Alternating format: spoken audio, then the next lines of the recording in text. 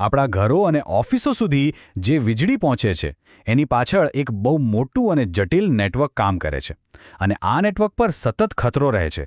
એક નાનકડી ગડબડ પણ બધું ઠપ કરી શકે છે.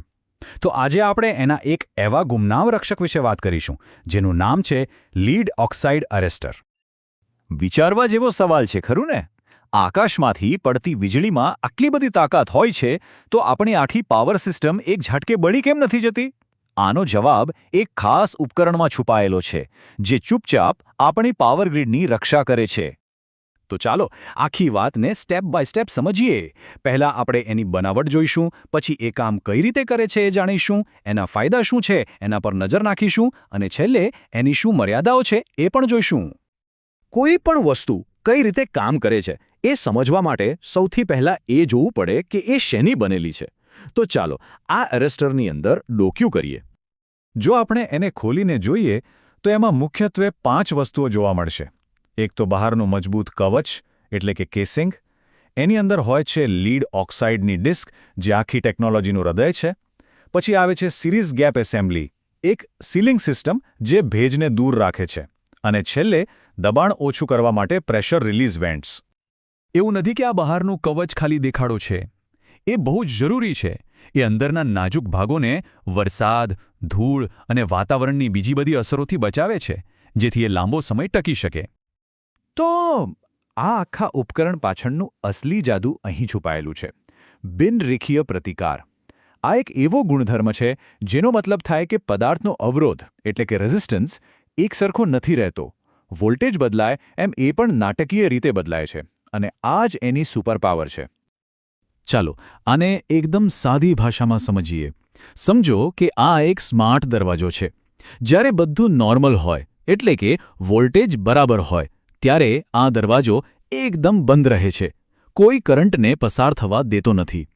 પણ જેવી જ વીજળીના પ્રવાહની કોઈ મોટી લહેર આવે એટલે કે સર્જ આવે તો આ દરવાજો તરત જ પહોળો ખુલી જાય છે અને બધી વધારાની ઊર્જાને બહાર જવા દે છે.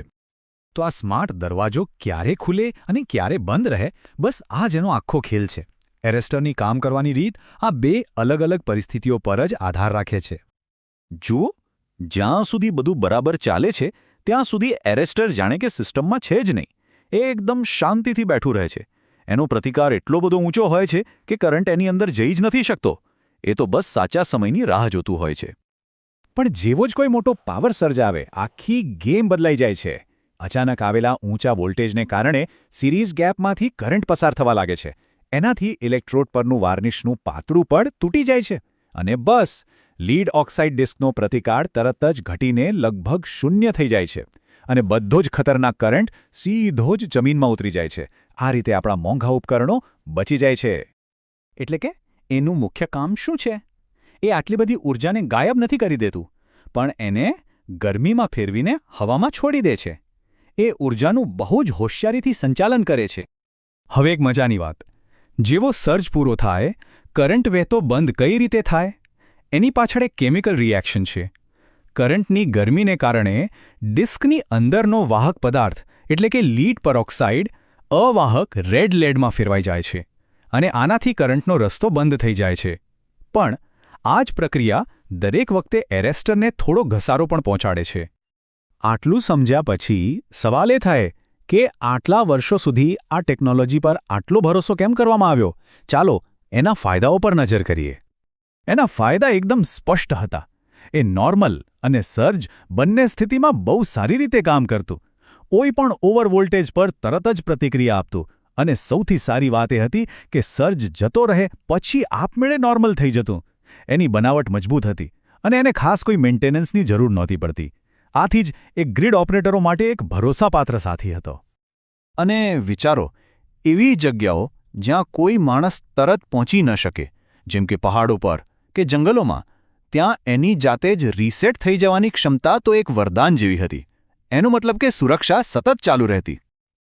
પણ કહેવાય છે ને, દરેક સિક્કાની 2 બાજુ હોય છે. આ ટેકનોલોજી પણ પરફેક્ટ નહોતી. તો હવે એની મર્યાદાઓ જોઈએ અને સમજીએ કે શા માટે નવી ટેકનોલોજીની જરૂર પડી. સમય જતાં ભેજ અને વારંવારના તાપમાનના ફેરફારોને કારણે એની કામગીરી નબળી પડતી હતી. નોર્મલ સ્થિતિમાં પણ એમાંથી થોડો કરંટ લીક થતો રહેતો, જેનાથી પાવરનો ખોટો બગાડ થતો. અને સૌથી મોટી વાત એ કે આજના જમાનાના એરેસ્ટરની સરખામણીમાં એ બહુ મોટા સર્જનો સામનો કરી શકતો નહોતો. આને આજના જમાનાના નવા ઝિંક ઓક્સાઇડ એરેસ્ટરની બાજુમાં મૂકીએ તો ફરક તરત જ દેખાઈ આવે છે. નવા એરેસ્ટર બહુ જ ઝડપથી કામ કરે છે અને કદમાં પણ નાના અને વજનમાં હલકા હોય છે. આનાથી એને લગાવવાનું કામ પણ સહેલું બની જાય છે. અરે આ જ સૌથી મોટી વાત છે. જે વસ્તુ એને કામ કરાવે છે એ જ વસ્તુ એનો જીવ પણ લે છે. દરેક સર્જ વખતે થતી કેમિકલ પ્રક્રિયા એને ધીમે ધીમે અંદરથી ખતમ કરતી જાય છે. એનો મતલબ કે એનું આયુષ્ય નક્કી છે અને અમુક સમય પછી એને બદલવું જ પડે. તો ભલે એને કેટલીક ખામીઓ હતી, પણ લીડ ઓક્સાઇડ એરેસ્ટર એના જમાનાનો હીરો હતો. એણે દાયકાઓ સુધી આપણી ગ્રીડને સુરક્ષિત રાખી, પણ હવે આપણી ગ્રીડ વધુ સ્માર્ટ અને વધુ સંવેદનશીલ બની રહી છે. તો સવાલ એ છે કે ભવિષ્યના પડકારોનો સામનો કરવા માટે કઈ નવી ટેકનોલોજી એની જગ્યા લેશે?